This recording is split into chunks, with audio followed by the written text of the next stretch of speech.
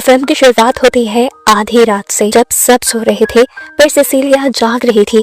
Bed की दूसरी तरफ एड्रियन सोया हुआ था, जो कि उसका हस्बैंड है और एक बहुत ही मशहूर और अमीर ऑप्टिकल इंजीनियर भी है। बज़ाहिर तो सिसिलिया की जिंदगी आइडियल थी, लेकिन अंदर से वही जानती थी कि वो किस जहन्नुम में रह रही है। एड्रियन एक जालिम और कंट्रोलिंग हस्बैंड था। वो उसे कंट्रोल भी करता था और टॉर्चर भी करता था, और सिसिलिया अब उससे आजादी चाहती थी। लेकिन वो जानती थी कि इस तरह एड्रियन उसे अपनी लाइफ से निकलने नहीं देगा, इसलिए उसने भागने का डिसाइड किया। पूरा प्लान वो कर चुकी थी। भागने से पहले वो एड्रियन को बेहोश होने के लिए एक मेडिसिन देती है, और जैसे ही उसे यकीन होता है कि इस मेडिसिन ने अपना काम कर दिया है, तो वो जल्दी जल्दी अपना सामान पैक करती है और घर से निकलने की तैयारी करती है। घर के सभी कैमरास को वो डिफ्यूज कर देती है, सिवाय एक कैमरा के जो उसके रूम में लगा हुआ था, और उस कैमरा और अपने फोन के जरिए वो एड्रियन पर नजर रख सकती थी। इसके बाद वो जल्दी से कपड़े बदलती है, और जैसे ही घर से निकलने वाली होती है तो गैराज में उसे अपना डॉग दिख जाता है। इस बेचारे मासूम को वो जालिम इंसान के रहम पर नहीं छोड़ सकती थी, इसलिए जाने से पहले उसने इस डॉग को भी आजाद करने का सोचा, और जब उसने कॉलर उतारने की कोशिश की तो गलती से कार का अलार्म बज गया। वो बहुत ज्यादा डर जाती है और इसी घबराहट और डर के माहौल में वो जंगल की तरफ भागती है। उधर एड्रियन भी जाग गया था।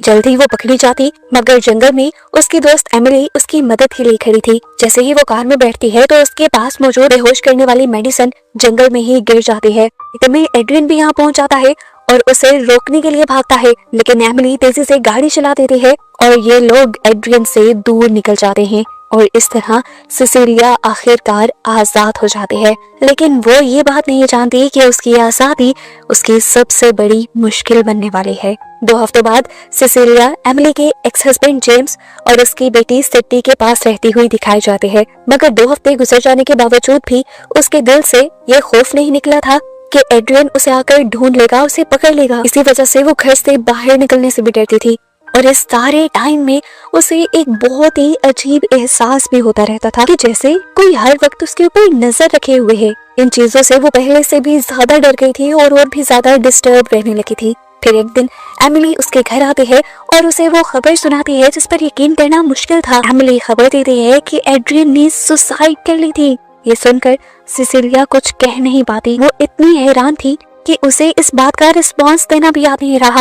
वो फौरन बाथरूम में चली गई। उसको समझ नहीं आता कि जो आदमी अपनी जिंदगी की हर चीज को कंट्रोल करता था, यहाँ तक कि अपनी वाइफ को भी, अपने काम को भी, वो ऐसी कमजोर हरकत कैसे कर सकता था। हमेशा एड्रियन ने ही उसे बताया था कि क्या खाना है, क्या बोलना है, क्या पहनना है और कहाँ जाना है। वो जितना एड्रियन को जानती थी, एड्रियन ये सब नहीं कर सकता था।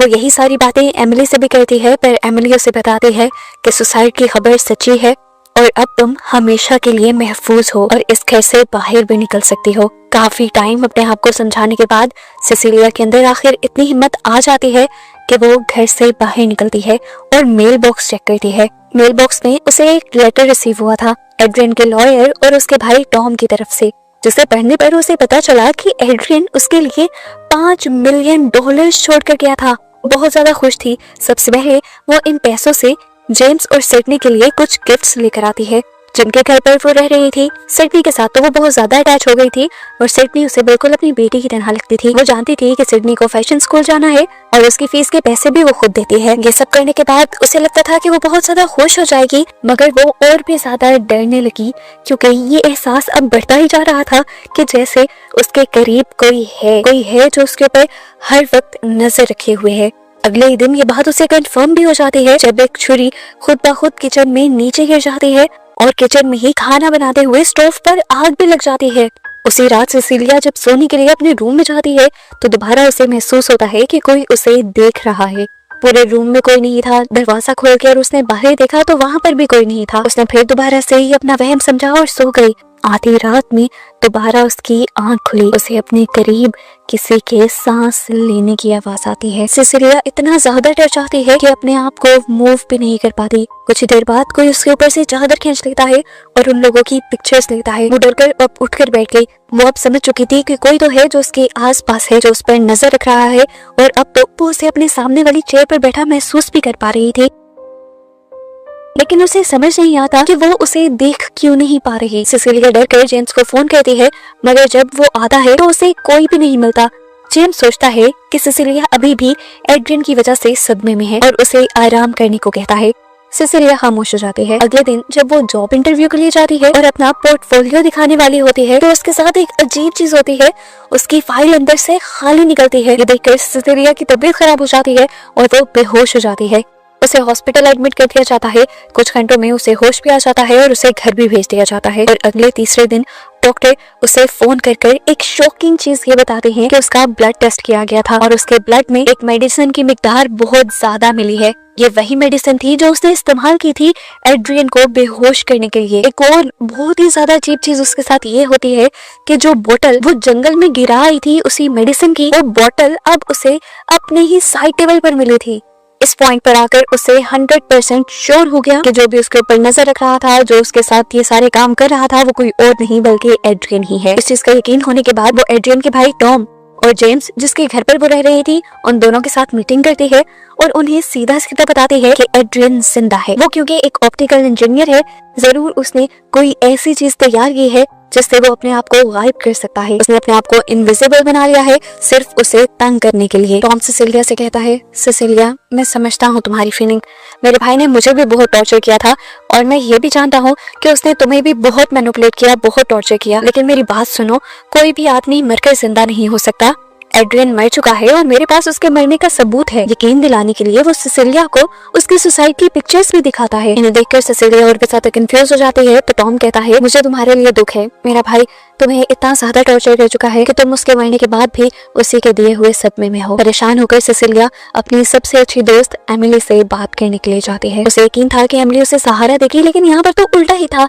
एमिली उस पर चिल्लाने लगी, गुस्सा होने लगी और इसकी वजह वो ये बताती है कि उसे कुछ दिन पहले सिसिलिया की तरफ से एक ईमेल रिसीव हुई थी जिसमें सिसिलिया ने उसे बहुत बुरा भला कहा था, यहाँ तक कि उसे मारने की भी धमकियां दी थी। मैंने तुम्हें कोई ईमेल नहीं भेजी। सिसिलिया फौरन उसे जवाब देती है और उसे समझाने की कोशिश करती है कि यही बात मैं तुमसे डिस्कस करने के लिए आ रही थी कि कोई इनविजिबल इंसान है मेरे आसपास जो मुझे कॉन्टिन्यूस तंग कर रहा है और मुझे यकीन है कि ये ईमेल भी उसी ने की होगी। पर एमिली उसकी बातों पर एतबार नहीं करती। सिसिलिया अब घर आकर जब अपना ईमेल चेक करती है तो उसे वो ईमेल भी मिल जाता है जो एमिली को भेजा गया था। इसमें इतनी भयानक और इतनी अजीब चीजें लिखी हुई थी कि सिसिलिया खुद भी रोते रोते नीचे गिर गई। इस आदमी की वजह से उसकी एक दोस्त थी वो भी उसकी जिंदगी से चली गई।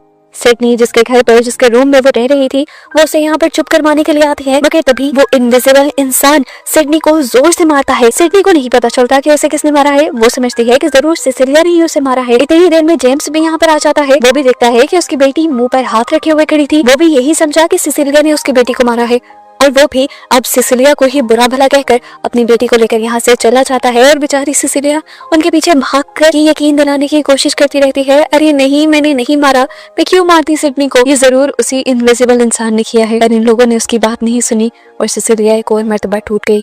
सिसिलिया जो अब इन सारी चीजों से बहुत ज्यादा तंग आ चुकी है, वो अब फैसला करती है कि वो इस इनविजिबल इंसान का सामना करेगी और उसकी हकीकत सबके सामने लेकर आएगी, चाहे वो एड्रियन ही हो। सबसे पहले वो अपनी सेफ्टी के लिए एक छुरी उठा लेती है, जिसके बाद वो पूरे फ्लोर पर कुछ चीजें गिरा देती है ताकि जैसे ही इनविजिबल इंसान यहाँ से चले तो उसे पाँव के निशान नजर आ जाएं। पर इनविजिबल इंसान वो सारी चीजें साफ कर देता है और ये तरीका उसका काम नहीं करता। अब वो ये कंफर्म करने की कोशिश करती है कि क्या ये इनविजिबल इंसान एड्रियन ही है, इसलिए वो एड्रियन की फोन पर कॉल करती है और शॉकिंगली फोन की आवाज इसी घर के एटिक से आती है। एक मर्तबा तो एड्रियन की वजह से वो बहुत ज्यादा घबरा गई थी, लेकिन फिर उसने अपने डर पर काबू पाया और एटिक में वो उसका मुकाबला करने के लिए गई। वहाँ उसे एड्रियन का फोन मिला और फोन के अंदर एड्रियन ने जो उसकी तस्वीरें ली थी वो भी मिली। ये कंफर्म हो गया कि एड्रियन ही उसके रूम में आकर उसकी पिक्चर्स दे रहा था। इसी एटिक में उसे एक छुरी और इस पूरे घर के ब्लूप्रिंट्स भी मिल जाते हैं। इन सब चीजों के बाद वो नीचे आती है, क्योंकि उसे नीचे किसी के चलने की आहट महसूस हो रही थी। वो किचन में गई तो इनविजिबल इंसान ने उसे गर्दन से पकड़ लिया। सिसिलिया चिल्लाती रही, रोती रही, पर वो उसका गला खोंटता रहा, जिसके बाद वो उसे जोर से डाइनिंग टेबल पर फेंकता है और फर्श पर घसीटते हुए कहीं दूसरी जगह ले जाता है। बहुत मुश्किल से ही सिसिलिया ने इस मर्तबा अपने आप को एड्रियन से बचाया था, जिसके बाद वो घर से भागकर रोड पर आ गई। आते ही उसने टैक्सी ली और एड्रियन के घर चली गई, क्योंकि वो जानना चाहती थी कि घर से भागने के बाद ऐसा क्या हुआ था कि एड्रियन एक इनविजिबल इंसान बन गया। चाहते ही वो अपने आप को एड्रियन की लेबोरेटरी में बंद कर देते हैं और लैब में उसे एक सूट दिख जाता है जो एड्रियन को इनविजिबल बना रहा था। इतनी ही देर में उसे आहट होती है कि लेबोरेटरी के अंदर कोई आ चुका है, लेकिन इससे पहले कोई उसे देख लेता वो ये इनविजिबल सूट चुराकर एक कबर्ड के अंदर छुप जाती है। इनविजिबल इंसान ने दोबारा उसे ढूंढ लिया था, लेकिन अब भी वो उसके जंगल से बचकर यहाँ से भाग जाती है और भागते ही यहाँ से एमिली को वो फोन करती है और एक रेस्टोरेंट में मिलने के लिए बुलाती है। एमिली आना तो नहीं चाहती थी, लेकिन क्योंकि उसने सिसिलिया के लहजे में बहुत ज्यादा घबराहट और सच्चाई महसूस की थी, इसलिए वो होटल में आ गई। इससे पहले कि वो एमिली को सूट के बारे में बता पाती, यहाँ पर एक और बहुत ही शॉकिंग इंसिडेंट यानी हादसा हो जाता है। एक तेज धार चाकू एकदम से एमिली के गले पर चलता है और फौरन ही वो सिसिलिया के हाथ में आ जाता है। सब उसी इनविजिबल आदमी ने किया था। छुरी उसने सिसिलिया के हाथ में इसलिए रख दी थी ताकि ये सारा केस इस तरह से फ्रेम हो कि लोगों को लगे कि सिसिलिया ने ही अपने दोस्त एमिली का मर्डर किया है। लोग भी यही देखते हैं और फौरन पुलिस को कॉल कर लेते हैं। सिसिलिया को अरेस्ट कर लिया जाता है। पूरे रास्ते सिसिलिया पुलिस वालों का दिमाग खाती रहती है कि मैंने नहीं किया, ये इनविजिबल इंसान ने किया है। मैं यही सब बताने के लिए तो एमिली के पास गई थी।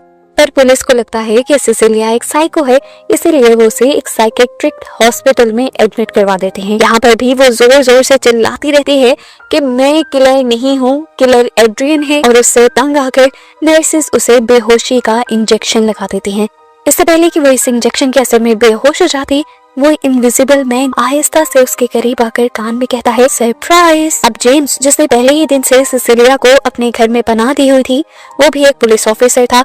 वो और उसका एक दूसरा साथी सिसिलिया से इन्वेस्टिगेशन करते हैं। सिसिलिया के होश में आने के बाद इस टाइम पर वो जेम्स को यकीन दिलाती है कि मेरे पास सबूत है कि ये सब एड्रियन ने किया है। एड्रियन जिंदा है और वो एक इनविजिबल मैन बना हुआ है, लेकिन वो सबूत क्या थे वो इस टाइम नहीं बताती, क्योंकि जानती थी कि इनविजिबल मैन अभी भी इन्हीं के इर्द गिर्द खड़ा है। इसी दौरान पुलिस ऑफिसर्स उससे शॉकिंग चीज ये बताते हैं कि उसकी मेडिकल रिपोर्ट हुई है और उन्हें पता चला है कि सिसिलिया प्रेग्नेंट है। सिसिलिया एक और मर्तबा सदमे में चली गई थी। दूसरा सदमा देने के लिए उसे एड्रियन का भाई टॉम आ गया, जो उसे बताता है कि तुमने ये जो जुर्म किया है इसकी वजह से तुम्हें एड्रियन की विरासत के पैसे भी नहीं मिलेंगे। सिसिलिया और भी ज्यादा परेशान हो गई थी, पर टॉम ने उसे कहा ये सब बदल भी सकता है अगर तुम चाहो तो। अगर तुम इस बच्चे को पैदा करने का फैसला कर लो और वापस एड्रियन के पास चली जाओ तो तुम्हारे ऊपर जितने भी चार्जेस लगे हुए हैं ये सब के सब खत्म हो जाएंगे। ये सुनकर तो सिसिलिया के होश ही उड़ गए थे। वो सब समझ रही थी कि टॉम भी एड्रियन के साथ ही मिला हुआ था।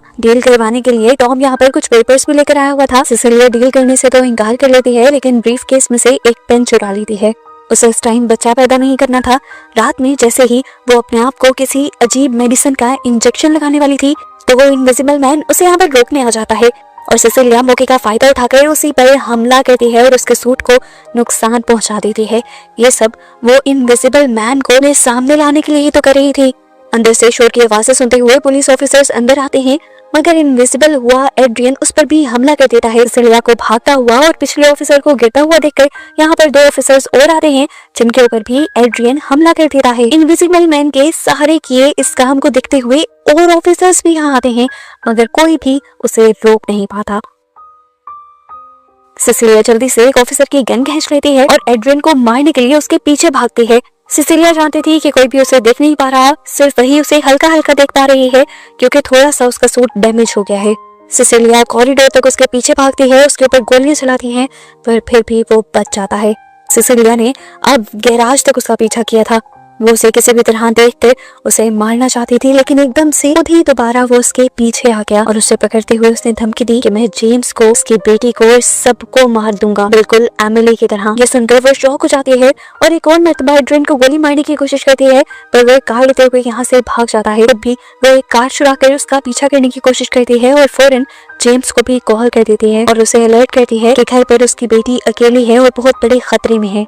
वो इनविजिबल मैन यानी एड्रियन जेम्स के घर पहुंचता है और सिडनी उसके आने को महसूस कर लेती है और अपने आप को बचाने के लिए उसके ऊपर पेपर स्प्रे करती है, क्योंकि वो भी इस सारे हमले के लिए मेंटली तैयार हो चुकी थी, क्योंकि उसके डैड ने उसे बताया था। इन्हीं 2-4 सेकंड्स के अंदर जेम्स भी घर पहुंच जाता है और एड्रियन उसे पकड़कर खूब मारता है। इस सारी चीजों को रोकने के लिए यहाँ पे सिसिलिया जाती है फायर एक्सटिंग्विशर लेकर। वो इस फायर एक्सटिंग्विशर को चारों तरफ स्प्रे करती है और जैसे ही स्प्रे इनविजिबल मैन के ऊपर गिरता है तो इनविजिबल मैन सिसिलिया को नजर आने लग जाता है और वो फौरन बिना टाइम वेस्ट किए उसे गोली मार देती है। ये सब देखकर ये लोग मिलकर उसका सूट उतारते हैं और सूट उतारते ही कुछ देर के लिए सिसिलिया की दुनिया रुक जाती है, क्योंकि उसे लग रहा था उसने एड्रियन को मार दिया, लेकिन असल में इस टाइम ये सूट पहने यहाँ पर टॉम था। अब जैसा कि पुलिस स्टेशन में बार बार सिसिलिया ने एड्रियन का नाम लिया हुआ था और जेम्स भी इसी केस को देख रहा था, तो पुलिस भी इन्वेस्टिगेशन करने के लिए अब तक एड्रियन के घर पर पहुंच चुकी थी और वहां पर ये लोग एड्रियन को बेसमेंट में बंधा हुआ देखते हैं और वो क्लेम करता है कि मुझे इस पूरे टाइम में मेरे भाई ने कैद करके रखा हुआ था। लेकिन सिसिलिया उसकी स्टेटमेंट पर यकीन नहीं करती क्योंकि वो जानती है कि एड्रियन की मर्जी के बगैर एड्रियन के साथ कुछ भी नहीं हो सकता। वो यही मानती है कि एड्रियन और टॉम ही हमेशा से मिलकर ये काम कर रहे थे और इन दोनों का ही ये प्लान था और अब उसके लिए एक नया मिशन आ गया था कि उसे ये साबित करना है और एड्रियन का ये राज फाश भी करना है। इसलिए उस रात सिसिलिया एड्रियन को फोन करके उसे घर मिलने के लिए बुलाती है। एड्रियन भी आते ही सिसिलिया से माफी मांगने लगता है और कहता है, मैं समझ गया हूँ कि मैं बहुत बुरा था, मैंने तुम्हें बहुत तंग किया है, लेकिन मेरा यकीन मानो मैं अब बदल गया हूँ, तो मेरे पास वापस लौट आओ, हम एक बहुत अच्छी जिंदगी की शुरुआत करेंगे। सिसिलिया कहती है, ठीक है मैं मान जाऊंगी, बस एक शर्त पर कि तुम ये बात मान लो, एडमिट कर लो कि तुम ही इनविजिबल मैन थे। इस मरतबा भी वो कहता है, इनविजिबल इंसान मैं नहीं था, टॉम था और वही सब कंट्रोल कर रहा था। और इसी दौरान हम देखते हैं कि जेम्स सिसिलिया के पास एक स्पाई माइक्रोफोन के जरिए ये सब कुछ सुन रहा था। ये सुनने के बाद सिसिलिया जोर जोर से रोने लग जाती है और उसे बहलाने के लिए एड्रियन उसी अंदाज में सरप्राइज बोलता है जैसा उसने पुलिस स्टेशन में बोला था। यानी वो ये बात मान रहा था कि वही इनविजिबल इंसान है। सिसिलिया भी एकदम से सरप्राइज हो जाते हैं और सबसे पहले उठकर वॉशरूम में जाती है। वो वॉशरूम में रोना शुरू कर देती है, जबकि बाहर हमें दिखाया जाता है कि एड्रियन अपने ही हाथों से अपना ही गला काट देता है। सिसिलिया जैसे ही बाथरूम से निकलती है, ये सारा मंजर देखकर बहुत ज्यादा डर जाती है और घर से बाहर निकलकर पुलिस को कॉल करती है। जेम्स भी भागता हुआ घर के अंदर आता है और एड्रियन को मरा हुआ पाता है। यहाँ पर जो सीसीटीवी फुटेज थी वो तो यही दिखा रही थी कि एड्रियन ने अपने आप को खत्म किया, लेकिन सिसिलिया दोबारा अंदर आई। एड्रियन के पास आकर उसने उसी अंदाज में सरप्राइज बोला जैसे एड्रियन उसे बोला करता था। यहाँ पर ट्विस्ट रिवील होता है कि जो सूट एक मर्तबा सिसिलिया ने छुपा लिया था वही पहनकर सिसिलिया यहाँ आई थी एड्रियन को जान से मारने के लिए। इसके बाद वो वही सूट वाला बैग उठाती है और इस घर से बाहर निकल जाती है। यानी वो अपने सबूत साफ करने वाली थी। जेम्स उसे बाहर निकलते हुए देख लेता है और उसे ये भी पता चल जाता है कि बैग में इनविजिबल सूट है और अंदर जो कुछ भी हुआ वो सिसिलिया ने किया है। लेकिन इसके बावजूद भी वो सिसिलिया को जाने देता है क्योंकि उसे भी पता था सिसिलिया ने किसी अच्छे इंसान को नहीं मारा बल्कि बस अपना बदला ही लिया है। आखिरकार सिसिलिया अपने जालिम हस्बैंड के जंगल से बच जाती है, आजाद हो जाती है और इसी तरह ये फिल्म भी यहाँ खत्म हो जाती है।